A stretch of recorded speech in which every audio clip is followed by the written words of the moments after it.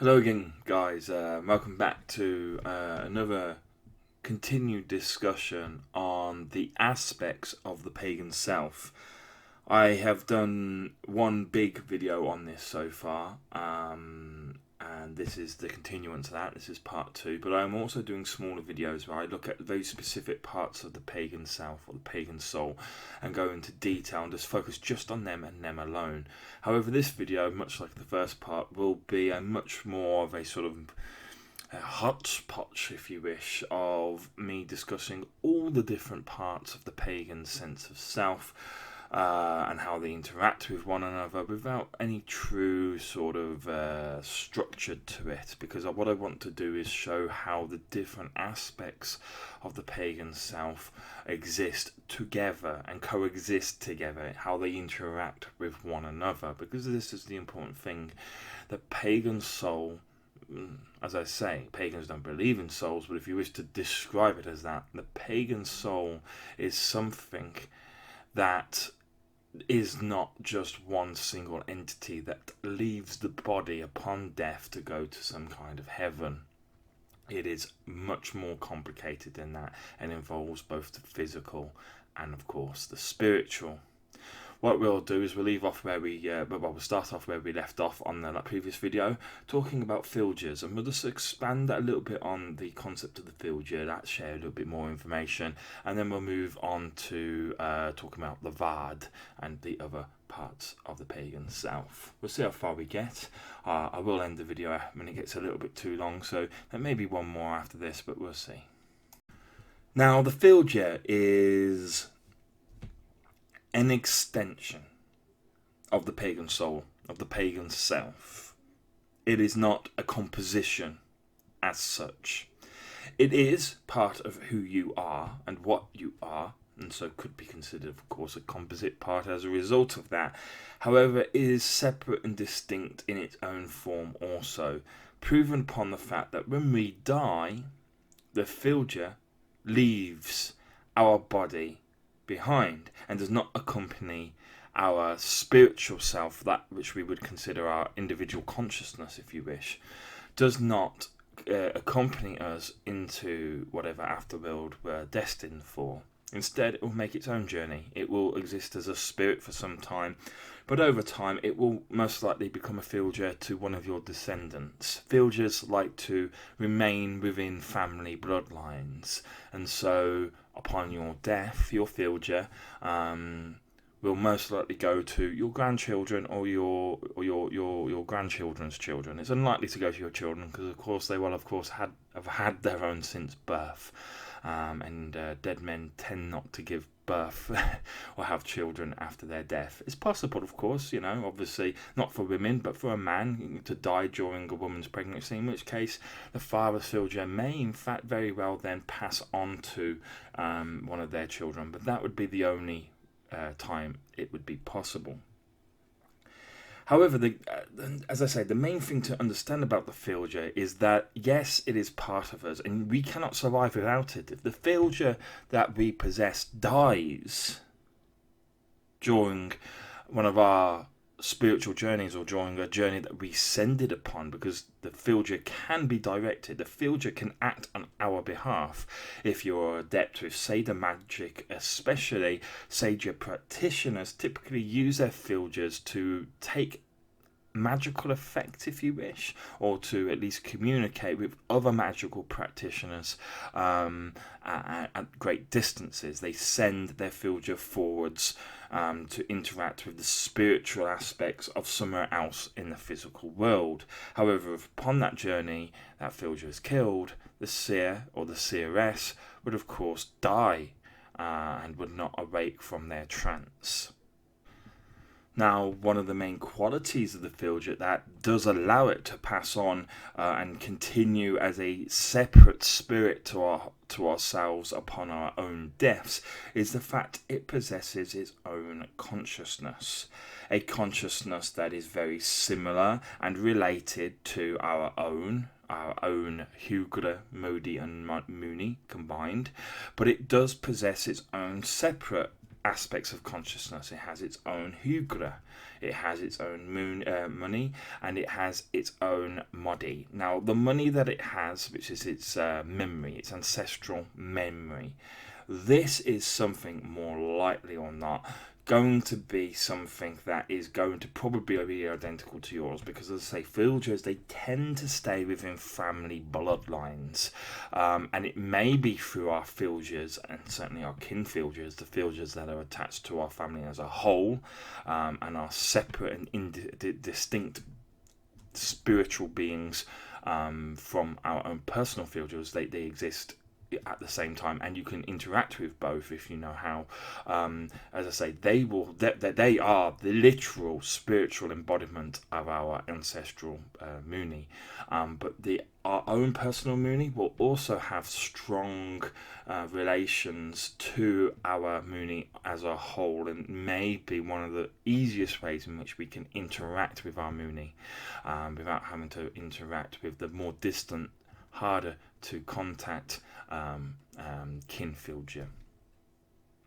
However, as I say, it does have its own separate consciousness. It thinks for itself, and it has its own emotions, its own desires as such. However, its modi, which is its emotions, its feelings, will very much be aligned to ours, if not shared with ours. It doesn't have its own ambitions beyond simply serving us, because otherwise, from time to time, you would, of course, if a filger had its own distinct, completely separate modi, you would have filgers leaving the people that they are attached to, but they never do. They stay for life. They're there from you from birth to death. So they must share the ambitions, the desires, the fehu, if you wish, of the individual that they are attached to. They must have some strong familial link beyond the simple loyalty in that case. Now, some of you may, of course, be interested in my experiences with my own filger, something that I have practiced a lot, especially since the last video, but even before the last video, I had some extensive experience of it. But now whenever I go into trance, which is something not all of you are going to be into, don't worry, I'm not trying to say you must do this as to be a pagan and that, but certain pagans like myself like to go into trances. It's like a form of prayer, if you wish, if it's something that you don't understand. And trances allow you to go into the spiritual world and have spiritual experiences, and to encounter parts of your spiritual self that perhaps you may not be able to experience, at least in their fullest form, within the physical world. And my experience of my filger is, every time I go into trance, I use my filger as a guide. That's what the filger is. It is a spiritual guide. It does guide you within your physical life. That little voice in the back of the head that you never hear, but kind of directs you to doing certain things. That feeling, if you wish, in your gut or your heart that you must do this or do that. The worries and anxieties that you have when there's something on your mind that you've forgotten. Perhaps this is the filger's subtle way of guiding us into getting the shit done that needs to be done, if you know what I mean. But regardless, when I've gone into trance, I always experience my filger, because I always, whilst going into trance, express my desire to meet my filger and have them guide me and help teach me, if you wish. I don't want to talk too much about it as such, because it's a personal experience, something that I don't believe should be really shared on the whole, but the general experience of it is something that I will, of course, do for the benefit of those who wish to hear it. For me, when I go into trance, as I say, I kind of invoke, if you wish, my filger, and I invoke them for a specific reason, because of course no pagan in their right mind would ever go into trance willy-nilly just for the sake of it. there's a lot of people, and I actually have qualifications in astral projection, so I do know this. I could, I've got the qualifications to get the insurance and all the rest of it, and to create my own business in astral projection. And there are people who work within astral projection, and I'm not saying what they do is wrong. In fact, I think it's lovely what they do. They help guide people into a more spiritual path. But what I would say is that any pagan who takes their beliefs seriously does not go into trance for no good reason. Okay, and I hope that those who do help others in astral projection, which is just trance, it's exactly the same thing, but with different motives and different aims, that they at least are helping guide. That's all they are, the practitioners of astral projection who have clinics and things like this to help people go into astral projection. They are there purely to guide the person on their journey, but I hope that they sort of make sure that that person's journey is well founded in a specific reason. Now, those reasons don't have to be important, as such, but you need to be specific on what you want, and you need to be going for, as I say, a very... in my opinion, it does have to be a fairly grounded reason. And most of my journeys that I personally make are those in the pursuit of certain knowledge. Just much akin, of course, to Odin. Odin, if you read about Odin, the stories of Odin, and of course I'll be sharing the stories of Odin on here over time. When I find the time to get round to that, you'll see that Odin himself is a travelled man. He travels the spirit world as well as the physical world, and he does so in the pursuit of knowledge. And in many ways, I suppose I emulate him in that sense. I travel the spiritual world as well as my own physical world, but I travel the spiritual world in the purpose of seeking knowledge that I don't have and cannot get within the physical world. I try to open my mind and raise my consciousness, raise my yera. And I find that my filger is the best for this. Now, I do not get the information that I get through words. In fact, I've never spoken to my filger. If I do speak to my filger, they certainly don't speak back. In fact, my filger is almost exclusively within human form. This is one thing that you would perhaps not know about filgers, is that yes, they're normally described as your animal companions, and that is true. They most likely present themselves in their zoomorphic form. As I've said in the previous video, my personal aspect of the filger is a wolf, but my family one is a raven, and I think because obviously the pagan line has gone for so long in my family that my kin and my normal filger have almost combined together, or I've taken on the kin filger as my personal filger, and they represent obviously both sets of animals in the same form.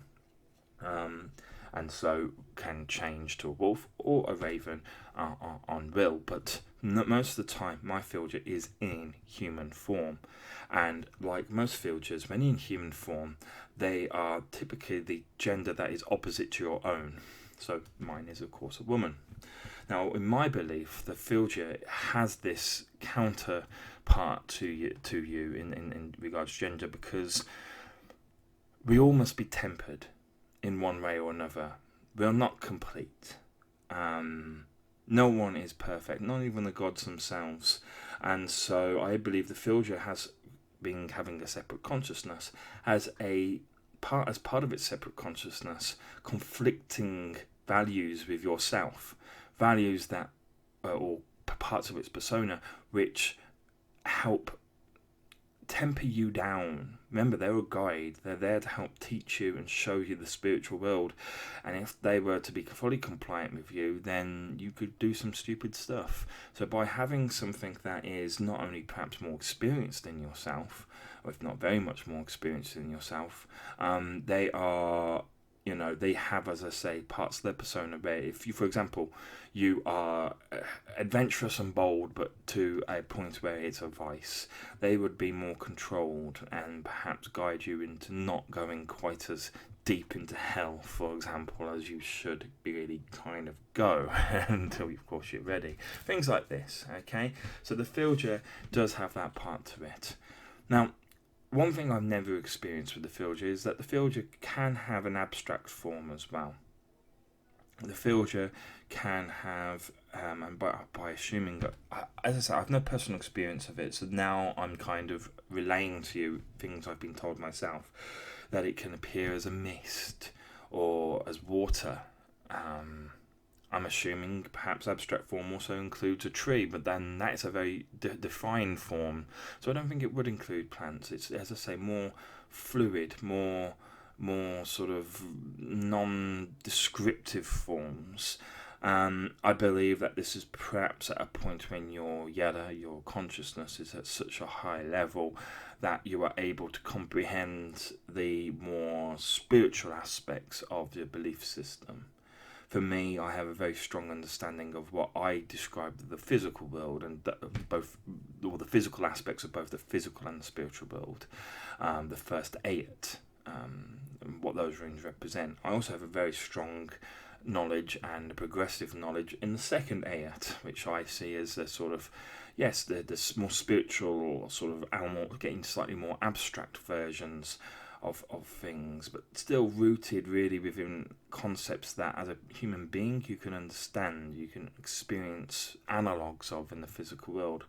But then once you go through the bridge of transition, which is something I'll talk about when I come to describing the runes again in more detail, you start to enter the third ayat, and the third ayat is very abstract in its guidance, in my opinion. They are, like, I try to assign certain words or emotions to certain runes to give me a clear understanding as to what they are in the grand scale of things.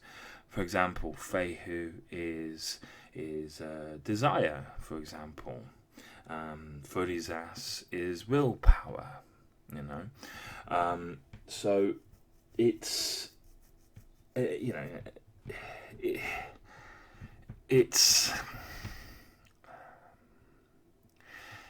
but it becomes infinitely harder to do the higher up the 8 you get, to assign a human experience with the runes, is what I'm trying to say. And as I say, this is when the filter will become more abstract in its form to represent your ascending consciousness in your mind. Okay, well, I've gone a little bit off track there, guys, and I do apologise, but I think, as I say, these videos here are more of a discussion of, how the consciousness interacts with itself and the physical world and the spiritual world, but also how it impacts on your learning of paganism also. And the filter is more complicated than people ever make out. Most people just call it an animal companion, and that is it. But there is a lot more to be learned and to be known about the filter, and I hope I've, at least through my own personal experiences, something that I do have a lot of experience on is working with my filter, that has at least helped show you how much more there is to be learned through interaction through your own personal filter. And one last point that I forgot to mention as well is when I communicate with my filters, yes, sometimes I've spoken to my filter, but they've never spoken back. When I go on my trips to pursue knowledge, for example, they'll show me the different parts of the spiritual world. They guide me and show me the paths that you can take to get to different worlds and things like this. And they'll show me things, and I will understand what they mean, but on a basal level. They don't speak to me. I don't hear voices in my head or anything like that. But there is an understanding between me and her. And when I come out of my trance, this is where, obviously, whilst I'm in my trance, I'm receiving the knowledge through the higher consciousness. I've gone for this principle before, where the learning of spiritual knowledge or hidden knowledge comes from the higher consciousness to start off with. I are linked to the spiritual world, to the gods. That is then transcribed into our basal consciousness, our bodies, if you wish, where it is made, I suppose you could say, physical. It's turned into a chemical signal, if you wish, that then the brain itself can then understand. It's one way of looking at it, but essentially it goes into our base consciousness, where it is, as I say, sort of translated, and then our normal consciousness can then start to acquire that knowledge. It kind of drips into your head, if you wish, and you start to learn and see things that you didn't know before. And this is exactly the experience I have when I come out of a trance. I'll be able to tell you what happened in the trance, but I'll be none the wiser on what I was pursuing. But then if I was to get a pen, or if I was to talk, often I talk out loud, but if I was to get a pen and this is something I have been doing recently, because it tends to leave my mind quite quickly, I write down the words that are coming out of my mouth, or the words that are entering my head, if you wish, and I write it down, and the knowledge is amazing that you get. It's obvious to me that the knowledge that I've asked to receive has come through my higher consciousness, has entered my basal consciousness, probably during trance. When I come out, it's starting to suddenly rush into my consciousness. A lot of it will be, of course, remembered. It will be stored within my subconsciousness or my memory. But as I say, by writing it down, I ensure that I lose as little as possible in the long term. Right, let's talk about the Vard now. Now, the Vard is unlike the Filja, something I've not had personal experience with. It's not something that they've sought out, and there's good reason for that, because there's not a lot to be gained from seeking out the Vard as such. There's always something to be gained, of course, but it's not the kind of magic, if you wish, that I am personally familiar with. I'm more of a Seder and general shamanism. Vard and the magic you use to interact with Vard is more necromancy than anything else. Something I've had some experience with, but something that I am by no means a master of. Now, the Vard is still part of your spirit, or your soul, if you wish. Okay, it's part of the pagan sense of self, by all means. But it is very much like the Filja. It is a separate, it is not a composite part, it is an adjunct part of your pagan sense of self. That is to say, it is a spirit that accompanies you from birth. It attaches itself to you from the day that you are born, and so as a result is a separate spirit. It cannot really be you if it, of course, was before you a separate entity, if you wish, but it is so interwoven with you, almost like your filter, that it is still considered to be part of you. It will accompany you from birth to death, and it will accompany you after death also. But it will not accompany your conscious self. Okay, so upon death, the pagan consciousness that you would recognize as yourself, your persona, that is your combination of your hugla, your mini, and your modi, that they leave your body within your hamya. Okay, and exist then from then on in within the spiritual realms. Okay, but the Vard does not travel with that part of you. Okay, so even though it is part of your soul, if you wish, it's a perfect example or perfect way to display that the pagan soul is not just that of the spiritual, but also, of course, of the physical, because the Vard accompanies your body and will never ever lose its connection with your physical form, regardless of how decrepit or rotten or disposed your form may, of course, become over many, many, many years. In fact, even if your body has been turned to dust or ash and has been spread and no longer exists for all intents and purposes, it will always have a physical presence on this earth, of course, because your body is of this earth. But if it cannot be kind of, as I say, specifically put to a certain location, the Vard will still have a connection to what little is left of it, or at least the point where you used to live or used to die. The Vard is, in that sense, a very loyal spirit. It is permanently, as I say, attached and associated to the leak of yourself, okay, the body. And the body is, of course, part of the pagan sense of self, the pagan soul, and that Vard proves it. Your spiritual part of you, or a spirit that is attached to you at least, continues to remain associated for essentially all eternity to your body, or to the memory of your body at least anyway.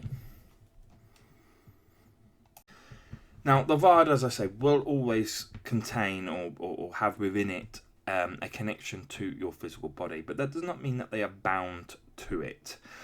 During life, there are those who are practiced that can send out the Vard on journeys like the Filger to go ahead of them, for example, and to achieve a certain effect. Now, the Vard, having a closer connection to the leak than, of course, your Filger is a purely spiritual aspect, has never really any real true interaction with your body. It only will have an interaction with your body if, as I say, like with the Berzang ears, you allow it to possess you, and your Filger will never do this with you. It's only totemic Filgers that are capable, in essence, of this, or at least willing to do this. The Vard, however, as I say, is very highly connected to you and connected to the physical aspect of you, and so will actually possibly be seen within the physical world. Now, that may make you go, what? You can see the spiritual Vard within the physical world? Well, yes, of course, those with the sight of a seer would be able to see a Vard with no issues whatsoever. But the normal person, yes, of course, they will occasionally, and we have all, I can guarantee you, seen a Vard in our period of our lives, at certain points and pieces of our lives. This is because the Vard, upon death, as I say, remains attached to the body, but it will still travel, it will still move, it will dissociate itself with its body, but maintain that link there permanently to the point where it can always be summoned back to the body, and it will return periodically. Also, some Vards never leave the body, but they're still there physically, potentially able to be seen within the physical world, because that's where they exist. They are spirits that exist on the physical plane. Now, that makes them very hard to see, but still possible to see. Very hard to see is not impossible. It's still possible. No matter how unlikely, it is something that, of course, can, of course, be done and will be done, given enough numbers, essentially. Given enough chances, we will experience a Vard. And we see this because the Vard, when it disconnects with the body, for example, when the body dies, the leak dies, our consciousness leaves our body, our Vard remains.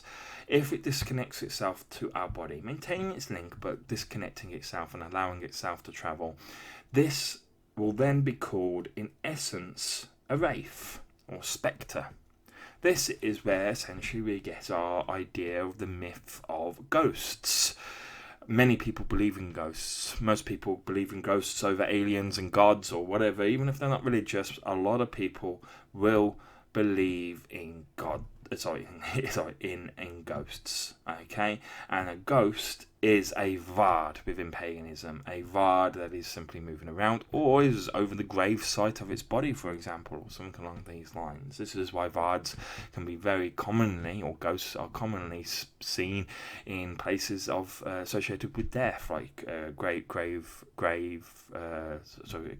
and cemeteries and haunted houses, houses that have had a lot of murders in, for example.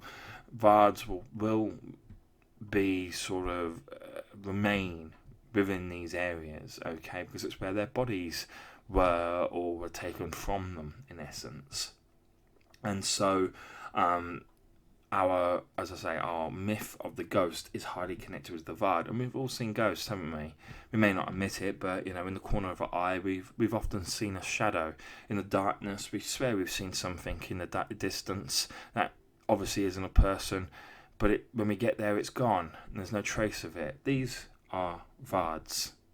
This is a Vard that you've had an experience with, and so we've all experienced them. They are there. Now, the only real thing to talk about Vards beyond that is what they have, for example, and how they are often used. That sounds wrong, it sounds bad, and perhaps it is, but they can be used when a person has died.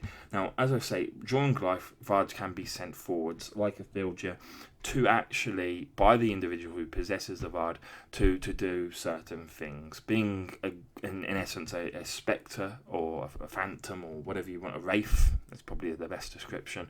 Probably to do not so nice things, I imagine. To go scare the shit out of someone, okay, is imagine.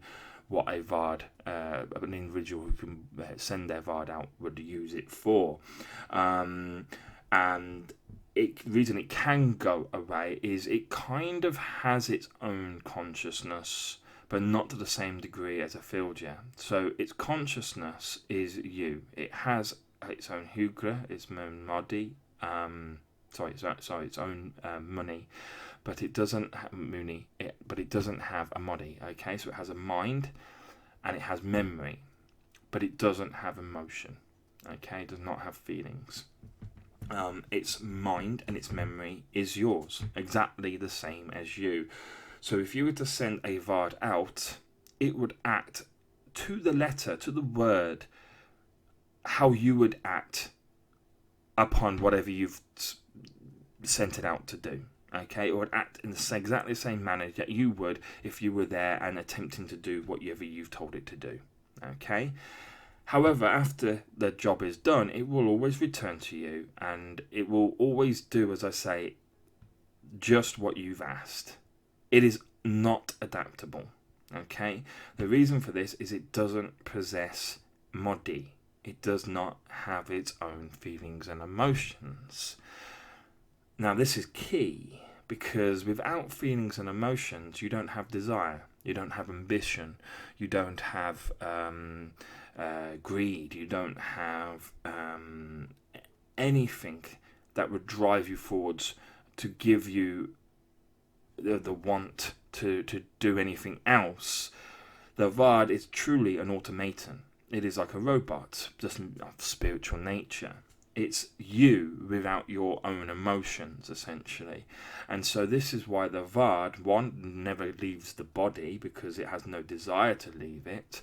But it also can be used, as I say, to be sent out to do things, and it is much more reliable than the Filger to do what you ask it to do. Because, of course, the Filger does have its own separate, very distinct consciousness, and may, of course, disagree with you. The other advantage is a Vard. I've never heard of a Vard being destroyed or killed, but Filgers, they can die, and if a Filger dies, you die with it. A Vard, even if it can be killed, I don't know how it could or got rid of, then you don't actually die. I've never heard and read of anywhere in any description people dying when their Vards are destroyed. Okay, if they can at all be destroyed, and I don't think they can. As far as I'm aware, they're kind of like an eternally present spirit, and it's probably to do with the fact that they are spiritual, but that spirits that exist on the physical plane, they have an unusual type of existence.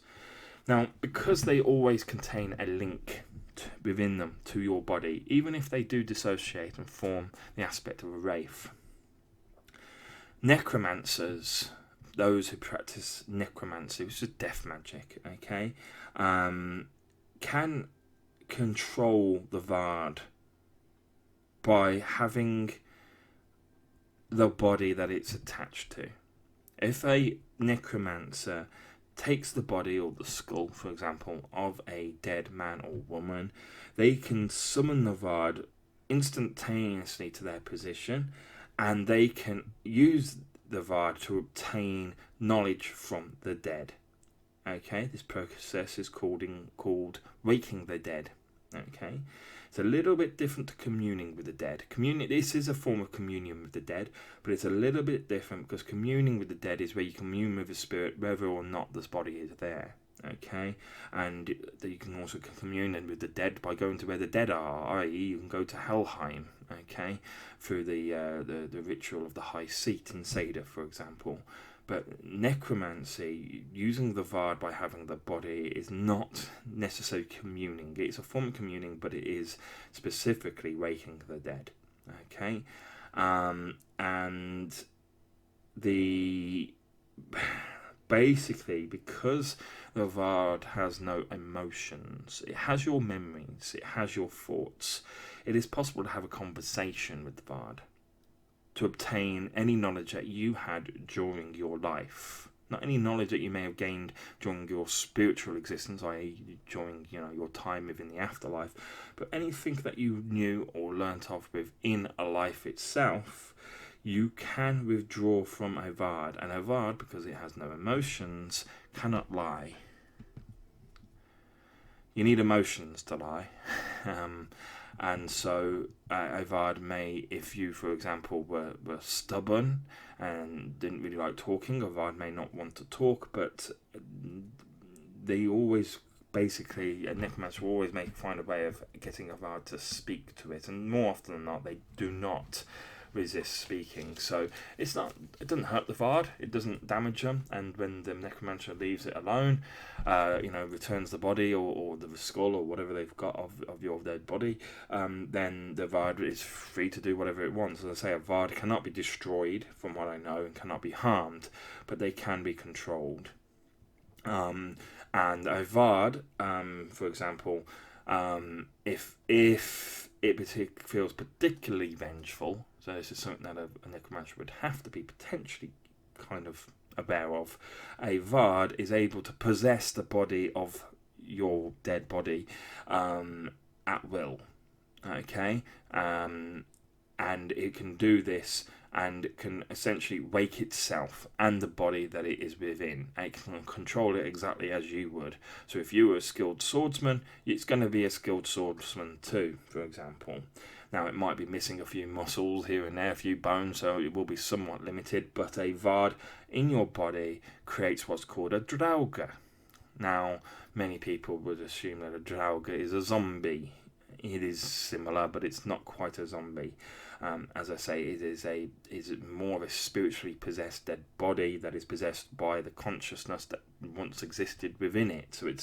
But that also was never within it, because a Vard does not exist in your body. A Vard exists outside of your body. It never enters it. Only on death can it enter it, because your consciousness is no longer present. And it will use this for, and Draugr are never permanent, but they will only exist when, as I say, they're perhaps protecting a gravesite or a tomb or something along those lines. There will normally be a motivation behind it, but it will be simple motivations, as I say, because the Vard does not possess emotions. It's simply a reflex action in this case. Now, the last thing to mention about Vards is there is a song, a Gauda song actually. So through the practice of Gauda magic, there is a song called the Vard Lokia, okay? And this is a song typically sung during funerals, traditional funerals, pagan funerals. And it is used to call up the spirits, and it's in essence a merging of Gauda and Seda magic. It calls up the spirits or the Vards of individuals to a location. So it's a song that summons Vards. Okay, you do not need the dead body to as a result of the Vard Lokia. You do not need the dead body of an individual to be able to speak to them. And so the Vard Lokia, as I say, is done during normally funerals to summon spirits and to be able to talk to whichever spirits come. Now, you may not be able to control which spirits come, but typically it will be the ones that are associated to that dead body. For example, the person who died, and maybe their ancestors. So it's a way of communicating with the ancestors of that individual when they die, to make sure, I suppose, that they know that, I don't know, that their descendant has died.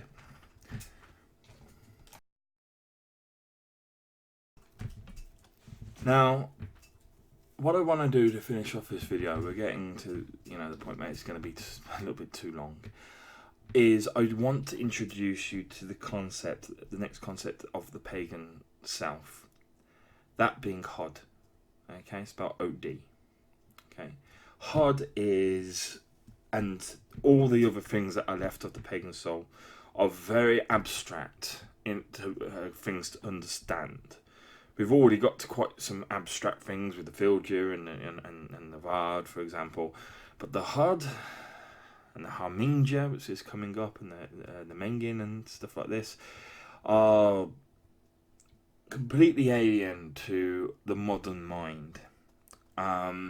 And so putting them into modern language, into words that we use today, is in a descriptive form that will allow you to understand their exact meaning, is very difficult. So I want to spend time on these to give them justice, essentially. I also want to give you as best an accounting of it as possible, because I'm not even going to pretend that my own understanding of them are as deep as perhaps they should be to be able to teach them, so that if you have questions, I can answer the questions.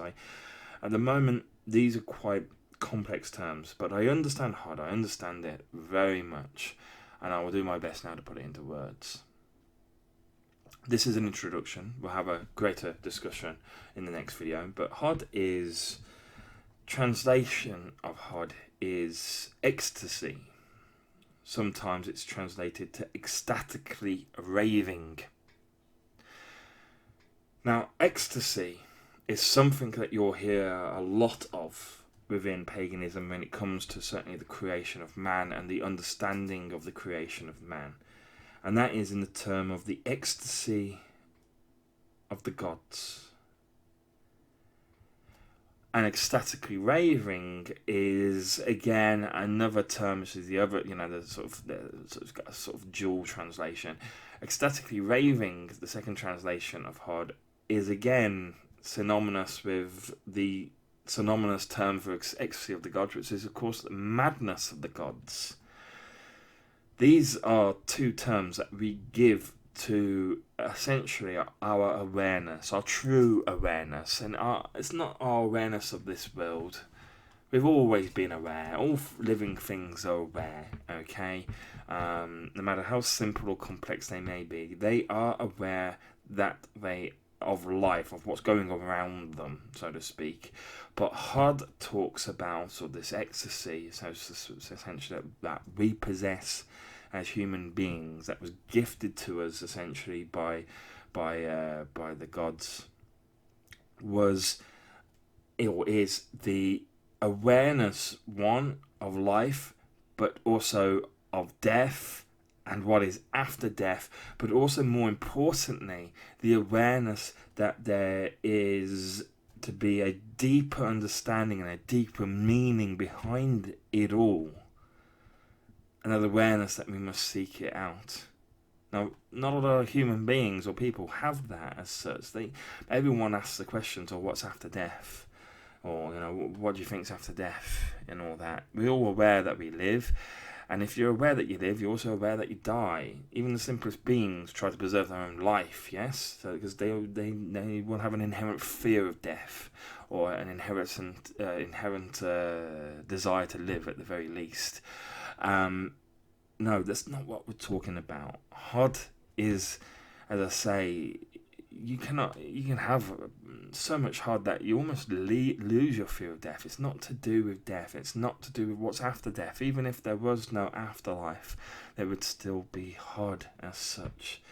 Or afterlife for men at least. Because HUD, as I say, is understanding the world on another level that is beyond the consciousness of normal men. Okay? It is literally, HUD is the expanded consciousness that we develop through our experiences, and where those experiences have developed a deeper learning, understanding, and a meaning to the world that we live within and to the world around us, the spirit world also. It is very in-depth awareness, as I say, of the force that makes everything possible within the worlds. And this is a lifelong journey to be able to achieve HUD. HUD is a continuous part of us that's growing at all times.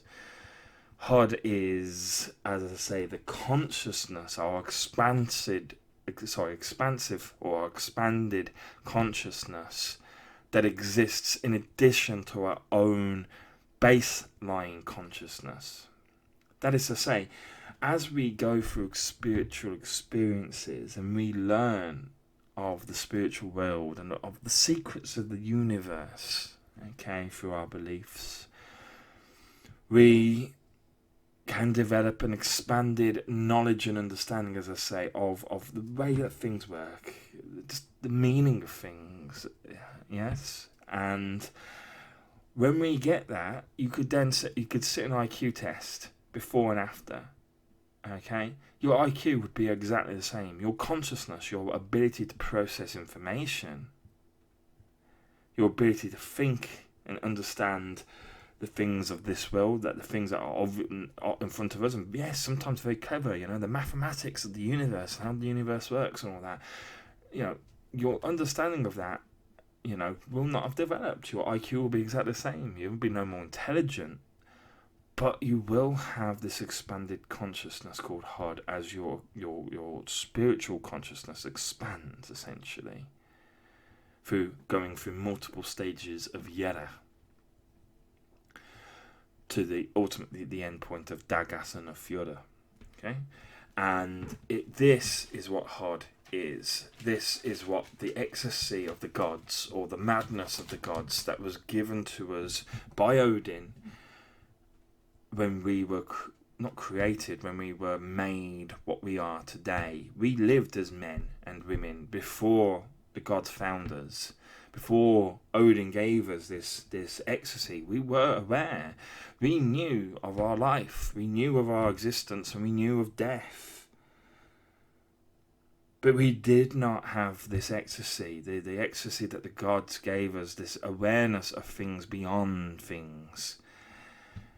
Now, Hod is thus described as the power of divine inspiration, and is the ecstasy that causes the mind to transcend out of the physical and into the spiritual, to go from existence to essence. Hod, our expanded consciousness, is literally the very force that allows us to leave our bodies and become spiritual, to enter our Hamya and to go on spiritual journeys. It's Hod that allows us to do this. This is the one thing we never possessed when we lived before the gods found us. We were given the ability to travel within the spiritual while still being physical beings.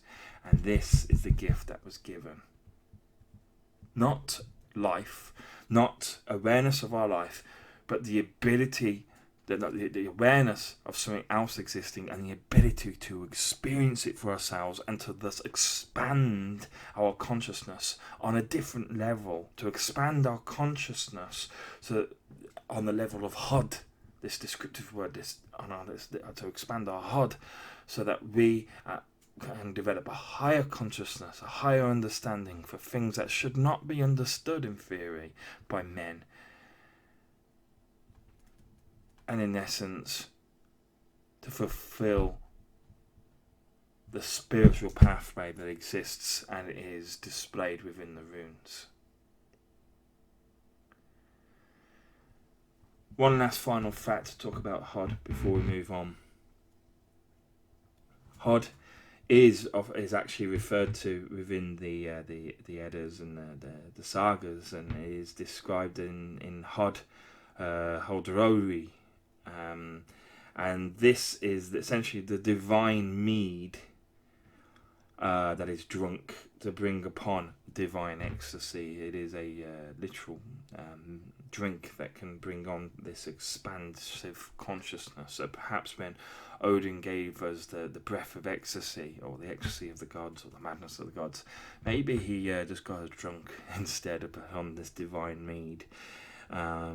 Something to think about. Regardless, it is a gift indeed to have, but a curse also, hence why it's called the ecstasy of the gods, but also the madness of the gods. When one sees a deeper meaning to things, they also see a deeper meaning to not just the life, but also to the destruction and the necessity of the destructive aspects of this universe. It's no longer good and evil, yes? No longer good and bad, and this is why true pagans don't believe in evil. They don't believe in good. We're all just things in between. Thank you. There are, as I say, a few abstract things left to go over, the Homungia and the Mengin. We'll do that in the next video, which I'm sure will be a very short video, but knowing me, will probably be the longest video of the series. So thank you for watching, guys, and I'll see you soon. Goodbye.